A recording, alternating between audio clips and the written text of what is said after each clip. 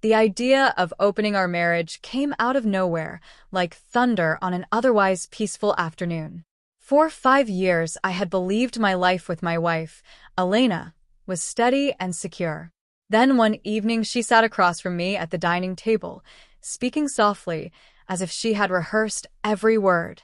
She said our relationship had grown dull, that maybe exploring other connections would somehow bring excitement back and make us appreciate each other more.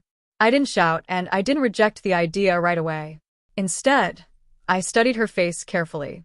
Beneath her carefully controlled expression, I noticed something else: guilt. It was the kind of look someone gives when they're not asking permission to begin something, but trying to justify something that has already begun. At that moment, I understood that this conversation wasn't really a suggestion. It was an attempt to legitimize a secret. So, I agreed. I nodded calmly as she explained the rules she imagined for our new arrangement.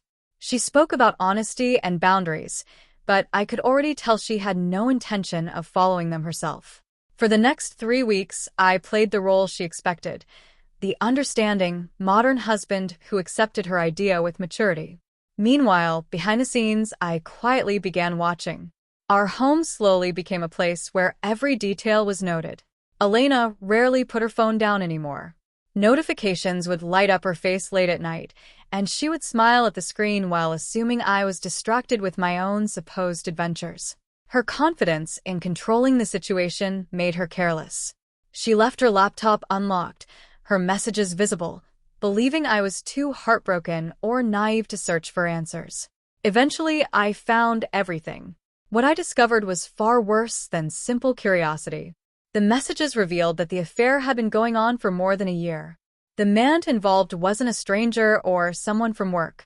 He was Daniel, the man living 2 houses down the street, the same neighbor Elena had insisted I hire months earlier to redesign our backyard garden. Their conversations were cruel. They joked about how hard I worked and mocked what they called my blind trust. In several messages, they discussed how the open marriage would make their lives easier. Their plan was to slowly move Daniel into our guest house, pretending he was there as a live-in caretaker for the property. Elena wasn't just chasing excitement. She was preparing to replace me in the very home I had built while still using my money to support her new life. Something inside me went cold and focused. Instead of reacting emotionally, I began collecting evidence. I copied every message, every photograph, every receipt.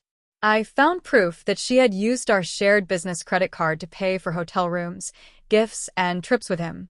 But I said nothing. When Elena told me she was going away for a weekend spa trip with her friends, I already knew the truth.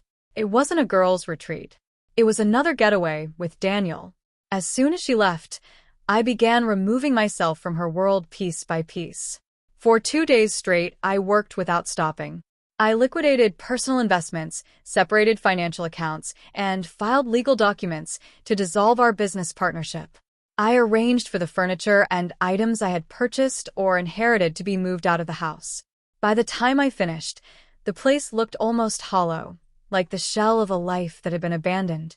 When Elena returned Sunday night, the silence inside the house must have felt strange. She walked through the front door expecting to see me waiting in the kitchen. Instead, she heard only her own footsteps echoing through the nearly empty rooms. On the kitchen island, I had left a single sealed envelope. Inside wasn't a love letter or an apology. It contained a flash drive with organized evidence of her affair, copies of the financial records showing her misuse of company funds, and the legal notice confirming that I had filed for divorce and the immediate dissolution of our business.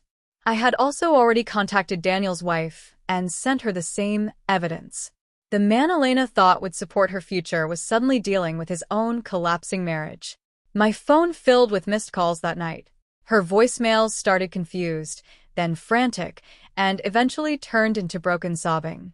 The open marriage she had proposed as a convenient cover had become the very thing that destroyed her security. The legal process that followed exposed everything. Investigators reviewed our joint accounts and uncovered how much money she had spent supporting Daniel. During court hearings, my lawyer presented the messages they had written mocking me, demonstrating that her actions were deliberate and malicious.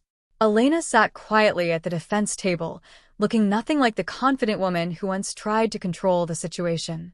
Daniel never appeared to defend her. After his own family discovered the affair, he had distanced himself completely. Watching everything unfold didn't bring me joy. It brought a quiet sense of closure. By the time the final hearing arrived, I had already moved to another city and started a small private firm that was growing faster than I expected. Life felt lighter, without the constant tension I hadn't even realized I was carrying.